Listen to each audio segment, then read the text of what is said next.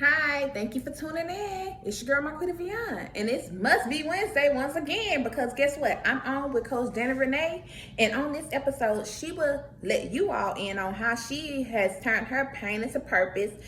From the film industry now to coaching individuals from their jobs into entrepreneurships and ways to place their money in the right places through those things that she teaches and the resources that she provides. So tune in. Don't forget to like, comment, and subscribe. Well, hello there, and it must be Wednesday because I'm on, and it's another episode of the Pink Link Podcast. And I told you all that I was going to get some sounds for y'all, a choo-choo, so I ordered this little thing, and it wasn't a choo-choo sound, so guess what? You stuck with me saying choo-choo. But if you want to hear all these sounds and about the video, when I hear something inspirational, I'm just going to do something, do a little something for you. I don't know what this is, but we can clap, we can do a host of things, but let me stop. Enough of all this noise because we have Coach Dani Renee here, and I want her to, introduce herself to you all. So I'm gonna turn it over to you, Coach. All right, what's up, y'all? It's Coach Dani Renee, and I am the millennial mentor. What I do is I teach new millennial entrepreneurs how to go from their job to finding their financial exit strategy through entrepreneurship. A little bit about my background is I am from Detroit originally, born and raised, Air Force veteran. From the Air Force, moved out here to Atlanta. I moved here to run track for Georgia State. See it in the background, ran track for Georgia State, and I studied film. My journey in studying film, I worked on, a couple pretty cool productions. I worked on The Game, season 7. I worked on a TV show with MTV called Finding Carter. And then I did work on American Idol for a little bit. I ended up leaving that industry because my brother, he ended up passing away. He passed away from diabetes, and I felt like that industry, me believing that I'm living or following my dream, it was too inconsistent for my lifestyle because I didn't want to make decisions off of finances. When my brother, before he passed away, he fell into a coma in January. And then I didn't go home immediately because I'm like, I don't know when the next gig I'm getting. I got to save this money, So then a month later, he passed away. So I missed out on my last opportunity, seeing family like I should have because it was all a financial decision. So I decided to step away from the film industry. Never gave up on it, just step away. And I was like, let me build my own empire so that I can create my own production company.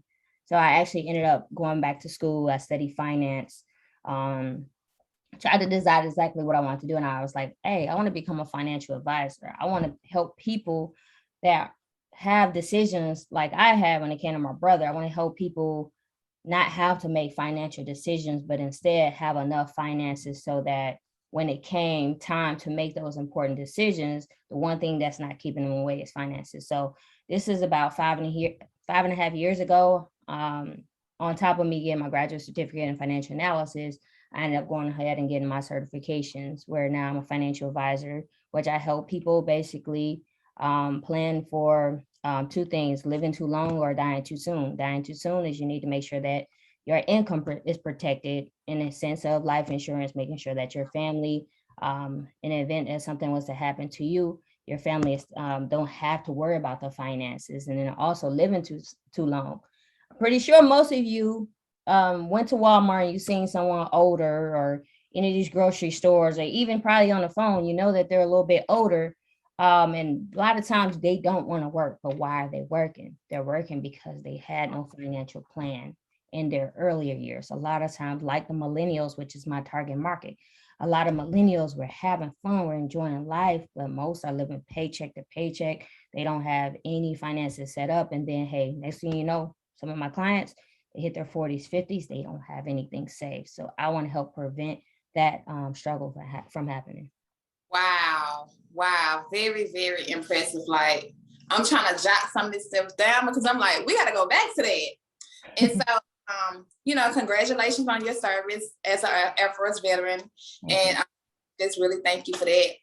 But what stood out for me was what you said about family time.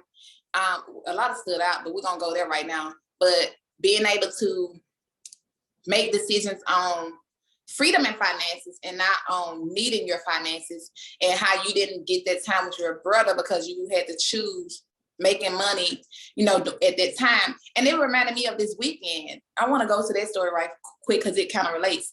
I had to be on assignment, and it was like my family was out here. I was like, though I know I need to be there, but my family, like I'm out of state, so I'm gonna choose my family, because we just don't ever know, like with this COVID situation, like we should be really more focusing on family and freedom than, finances, and get to the place of what, you teach people to do, to have that freedom and finances, now, and especially when you get older, so Right. that's just commendable. I love that. I also, this, Let me add this part to that. Because I've met a billionaire twice, the same billionaire. His name is Art Williams. Same industry. His name is Art Williams. Art Williams. Art Williams. And I met him a couple of times. And the last time that I met him, it was just everything. And it's kind of like, where I built my my platform around when I sit down with clients, but also my podcast. Because one of the most powerful things that Art Williams said is, he was like, when I first was building it, so his first 2 years, he didn't make any money. And then he also started off part-time, right? So you have a lot of people, and I was one of them. Like when I first started my entrepreneurship journey, I was one of them talking down on jobs and different things like that. But what Art Williams said, he was like, I had a plan. He was like, for my first 5 days, if you look at a week 5 and 2, he was just like, my goal was to do X, Y, Z during the week. If I did that during the week, then I'd take the weekend off and do whatever I want with my wife. If I didn't do that during the week, then I'm working on the weekend. If I didn't do it on the weekend, then I'm doubling up that next week. So the lesson I got in that is, this man is worth $2 billion and he still found time to enjoy life. So sometimes we got to be careful where we hear people talking about, you got to work like crazy, you got to miss out on sleep. I get it. Sometimes you do. You got to step it up. Sometimes you are going to miss out on sleep. But the message, I said, I'm not to cut you out, but you actually need your sleep to function. Exactly. Like you need all of that to function, because the worst thing, and here again, when it comes to millennials, if people are working themselves into the ground, then 1, you're missing out on life.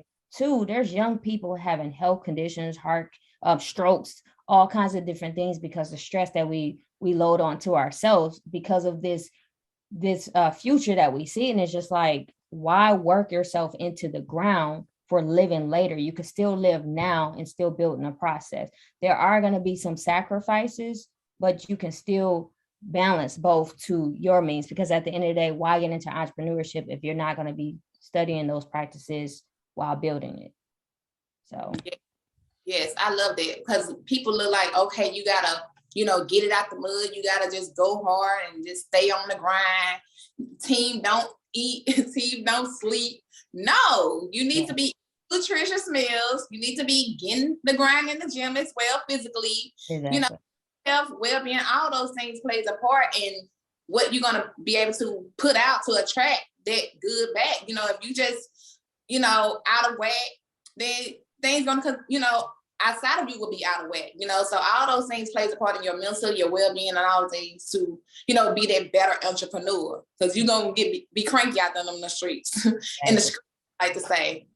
Another thing that stood out for me was, you being able to just, lead the film industry, which, you did amazing things in that too. Like, what was your thought process behind, leaving? Was it like a dream that you've had, or just something that you managed to get into and you was there and it wasn't what you thought it was supposed to be for you? Not really as purposeful, should I say? I get what you're saying. So so backtrack a little bit. My dream, I had a couple of dreams. Like when I was a kid, I was just a big dreamer, right? And the first dream was an athlete. I wanted to be a professional athlete. Number 1 was WNBA. I'm small. And then my basketball story is a little interesting, but I'm not going to go into that. But I also was really good at running track. So I was like, hey, I want to go to the Olympics. So ran track, tried to run in the military, didn't. So when I got out of the military, I went to Georgia State and I ran. And I ended up injuring myself my last year of college. So I was just like, yep, Olympics is not a goal there. Then I ended up actually I tried out for the Olympics in boxing. And then I realized in that moment, I was just like, you know what, I'm getting older. These people don't put the same amount of energy into female sports as they do male sports. I was like, that's done. So when it came to film industry, that was another one of my passions. And I want to say, like, I didn't lose I lost my passion a little bit along the way, right? But film was originally one of my passions. I think part of the reason that got me out of it was the same reason that a lot of people don't like their jobs. It became a job where I had people above me treating their subordinates very bad. You will see them treating someone else very nice, but when it came to you, it was just like a level of disrespect. On top of that, the industry, because the jobs may be 3-4 months long, you may get one that's a couple of days, like you're getting contract roles. So there's always someone technically while you're at work in competition with you, to where the next contract role, they're hoping that that director, producer, whoever's, without going into the terms, I want to confuse people, but there's a lot of different departments in the film industry. So they want to look better so that the next gig that higher up gets, they hire them before they hire you. And I didn't like that, because I was like, at the end of the day, I'm following a dream, but it's still a job. I still don't own this. How can I put myself in the seat of, the producer, director, owning the set, right? So I ended up meeting Rob Hardy. He was one of the producers of Think Like a Man. He directed one of the episodes on the MTV show I was on. And he needed help with blocking.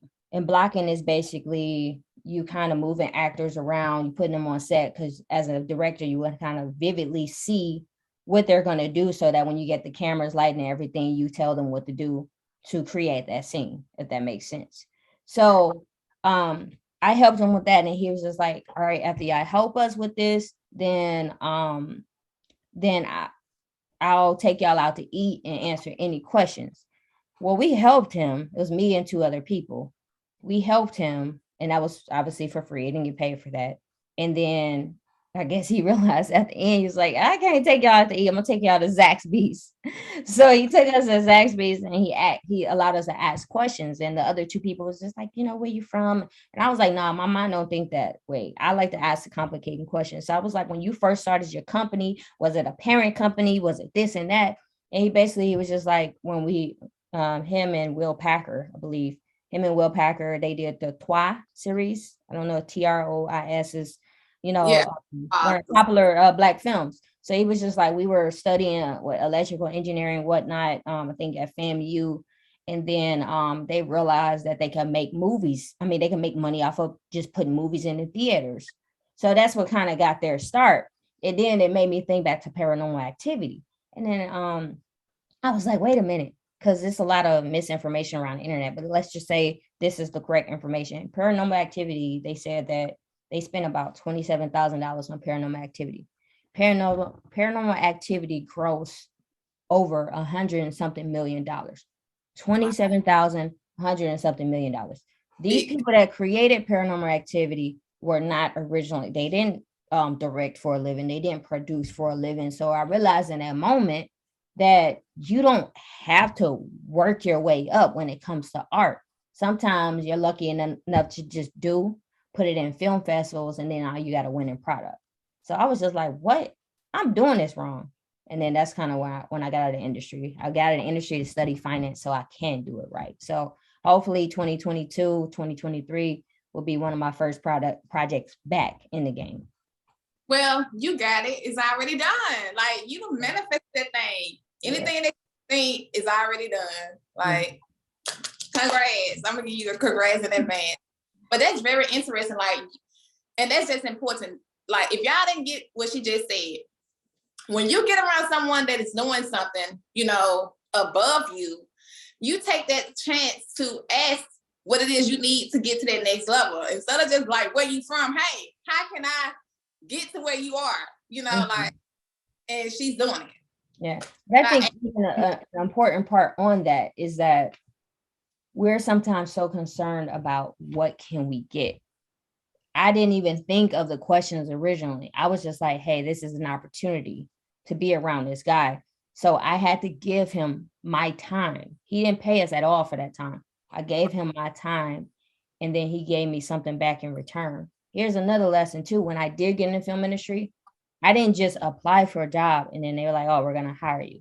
I literally went to IMDb. I had some type of membership, and I cold called anybody I can get that worked in the industry. Meaning, I remember I cold called Angelina Jolie's agent. Anybody in the art department, producers, they didn't answer the phone. Directors, I was like, I'm going at it if I'm down to my last dollar. Luckily, at the time, the guy I got in contact with, he used to be a producer at Tyler Perry Studios. And then at the time, he ended up working in BET. So I think they liked the fact that I was like, I'm hustling. So they brought me in for an interview and they hired me on the spot. Wow. I love your hustle. I love the hustle and bustle. Like, you're doing it. And so just doing that, and then now coming to where you are, you know, a coach teaching others, like, how does that process look for someone who's interested in, you know, transitioning their lives into entrepreneurship and things of that nature? So it all comes down to, and this might sound cliche, is first you got to understand what you want. The problem is so many people get into stuff and then their wants are based off of other people. That same billionaire example, his example wasn't, I mean, his experience wasn't, hey, I want to be a billionaire. He basically is just like, I want to make this much money in the next whatever amount of years so I can retire on. Not knowing that he was same thing with Amazon. Amazon didn't go into it. It was like, hey, I want to make a lot of money. Or maybe he did, but it was originally a bookstore that morphed into what it is now, or an online bookstore that morphed into what it is now. So number one, you have to have a plan. Number two is be okay with getting beat up. I always say getting beat up because it's a journey. One of my favorite books is The Alchemist. You ever read The Alchemist? Girl, no, but I've heard of it. Look, it needs to be on the book list today. Yeah. So I love that book because in The Alchemist, I forgot exactly what he does originally. It's been a minute since I read it. But the lesson I got from that book is the whole book, he's supposed to be on his way to his personal legend. Then all kinds of different things happened where he ended up, I think, getting a job at this one shop for so many years. And he kind of stopped on finding his personal legend. Then he went back in search for his personal legend. So he did all these different things. And eventually in the end, he goes to what's called his personal legend, which moral of the story, we all want to get somewhere, but we got to remember to enjoy the journey while we get there, enjoy who we become in the process. I know with me as an entrepreneurship, I matured a lot. You know what I'm saying? Like there's been depression, stress, all of those different things. And that's one of the things that I always try to tell younger people is just like, hey, you know, pay attention to your mental health. Personal development is important, you know, and then also be okay with letting people know what you do, but don't be a spammer, because people that are constantly inboxing people are like, hey, check out my product, or I'm mad that you didn't buy this and that. No one is going to want to buy from you. And then you're going to get frustrated because you're like, why is this not working? And because in real, it's like you're turning into that stereotypical salesperson, which is why people don't want to do sales. People don't want to do sales because they don't like pushy salespeople. And that's what people end up becoming when they first become entrepreneurs. Instead of becoming a pushy salesperson, be okay with educating. Because when you educate people, they're going to see a lot more value into you than someone else. And they're going to always come your way. They're going to always bring people your way. But it's also a process. So if you're working a job, be okay with those lessons that you're learning on the way. Be okay with your job. Look at your job as an opportunity to learn entrepreneurship. You know, I worked as a recruiter, and most jobs, they have systems already in place that's proven to work. You have managers. If you can get in contact with the CEOs, be in those positions to ask them questions. your job could be your next business. You know, as a recruiter, you know how many recruiters get out and start their own recruitment companies, you know? That could be your next business opportunity if you don't know what to do.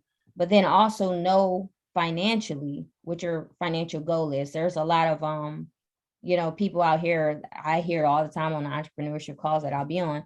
They'll be like, okay, I just made all this money. Now what do I do?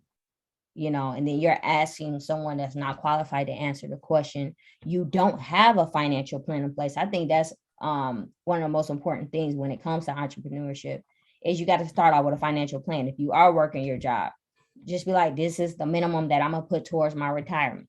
But this is also, if I make anything above that minimum, then I'm going to add this to my business. Because a lot of times people, they do make a lot of money from their entrepreneurship journey, and they may put it all in their business. And I'm not knocking that, but one thing that people forget people forget if they're full-time entrepreneurs, health. What happens if you have some kind of health issue and now you can't work for a minute? You know, do you have employees? You know, what is this health bill going to cost? Like what, like things that happen that's out of our control. You know, that stuff happens as well. So it's just having a plan of where you want to go. You got to have a financial plan. And then you also, in summary, you know, you want to make sure that you have a plan to constantly feed to your mental. Some people, their plan is church. Some people is just constantly reading personal development. Yes, I agree with all three of those. Like you got to do that daily, like have a daily regimen set on how can you fill your cup and Right. then of others' cup. Exactly. And I love, and like, you know, don't be that spammer. And as she said before this, she served that guy before she, you know, asked what she needed to ask to continue to, you know, better herself in areas for her entrepreneurship journey. So, you know, be a server, just serve your community, serve, you know, who you're serving. And in that serving, people will see the value that you have to offer. So I love that. Yeah. And so, Coach Dani Renee, let me rephrase that. So how will, you know, people be able to, you know, work with you to start that transition again? Like, do you have like a course or, you know, how does that go? Okay, so my main thing is if you go to my Instagram at Coach Dani Renee, DaniRenee, then I have a couple things. I have what does it says? Work with me, I believe. Hold on, let me actually look. I cannot remember right now. But yeah, if you go to my Instagram, I have a social tap link where it pretty much has everything. If you do want a financial plan, yeah, what is it, book time with me, I believe? Yeah, it's book time with me, I'm sorry. But if you want a financial plan, all you got to do is go to my Instagram, or you can go to planwithdani.com, and that may change it a little bit, but let's just stick with planwithdani.com for now, and then always just go to my Instagram. But basically, Plan with Dani, if you want your own financial plan done, when you click on a link, it's going to show you my calendar. You click my calendar, and then it has all the important questions that you need to sit with yourself and just be like, if it asks how much money you have in your 401k, you need to go and look up your 401k. In the past, I wasted so many hours doing this for people. And then some people would not take their plan as serious because they would never look that information up. They'll be like, it's a roundabout. Like, no, you need to actually go see that number. How much do you have in savings? How much do you have invested? If you have kids, what's important to you? Is it you know, protecting? Is it savings? So I have pretty much preliminary questions for a financial plan. And then once that's complete, you know, you hit the submit on a calendar, and then you'll meet with me, and then we'll finalize your financial plan. And then you'll be on your way to whatever financial goal. Now, some people are intimidated with finance. And let's just talk about investments, because investments is my most favorite part. And you have, I saw something earlier on Facebook, and somebody was like, top 4 stocks to invest in. And it was like this. And I'm just like, what makes you qualified to tell somebody what to invest in? Most people do not know how to, most people don't know how to actually, what's the word I'm looking for? See the true value in stock. They don't, if you're investing in a stock and you don't even know who the CEO of a company is, then I can't even trust you, because that's important as well. So a lot of people are doing individual stock trading, but they don't understand capital gains, or they don't know what the inverse relationship with bonds, or they don't know commodities. And a lot of people is just stocks and crypto. Stocks and crypto is not the only things that you invest your money in. Then you got real estate. So I didn't say all of that to confuse you, but I said all of that to say that you don't need investment advice, investment knowledge to invest with an advisor. I'm here to teach you. I'm here to walk you through the process. And we have funds that has proven success over the past 50, 60, 70 years. Proven success. I am able to show you this is what the numbers have been throughout the years. And you don't need any experience. And then you can start off as little as less than $1 a day to start adding to your retirement fund. That's what I help walk people through. Wow. I love it. Like, I love how you teach them, like, start where you are, get informed. Don't just quit your job. Look at your job as a way to learn so that you can implement those structures in your own business, because that's what it's for, and use that money to continue to invest. And then don't just be out here throwing your money around because somebody say, hey, this is this. No, go do your research, see about the CEO, and then you teach them these things and resources that you have so that they can get a more in-depth way of investing their money and not just throwing their money out because somebody said, hey, these the good stock to go purchase right now. No, exactly. You don't. I love it. Okay.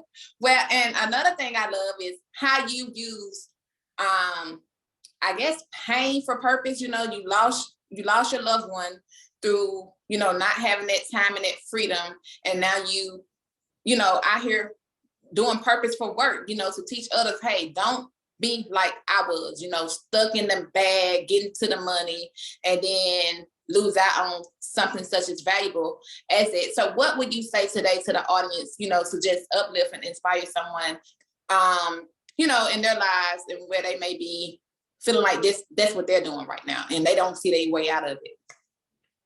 Well, I'm sorry, you said as far as uplifting them or not seeing their way. I felt like it was two questions. It probably was, girl. It probably was. Okay, so I'm gonna say uplift. I'm gonna answer the uplifting question, and I'm gonna also answer if they feel like they're stuck. So I'm gonna start with they feel like you're stuck. Do it how you want to do it, To be honest, my services, and I didn't mention this, I'm what's called a licensed registered representative. And AKA is another term for financial advisor as well, just depending on my licenses.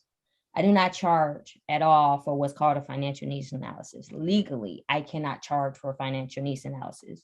So if you feel like you are stuck, again, go to my Instagram and put your information in, do your plan, because most people are in, I call it a financial depression because they don't know exactly what they're doing with finances. Think about it. When we go back to being kids, or when we get our first job does not come with instructions on what to do with our finances. So we get our first job, we just know we're going to make money. But let's even rewind. When you get your first job, you get what's called a W-2 statement. W-2 statement, they're like, should you put 0, 1? I don't know. Most people are even confused on that process. Something as simple as that could be, knowing the right thing to put on that could be a matter of you getting out of debt a lot quicker or you being able to save a lot more money.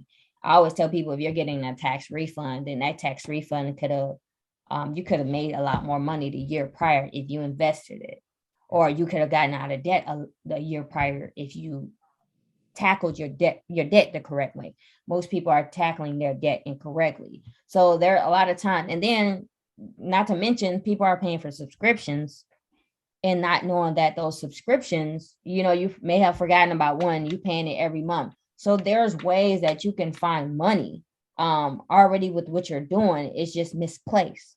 So that's my best advice on if you're feeling stuck, really go to my Instagram. I'm not here to sell you. Like I said, I don't charge anything. My main thing I charge is if you feel like I did a great job is refer to me to somebody else. That's it.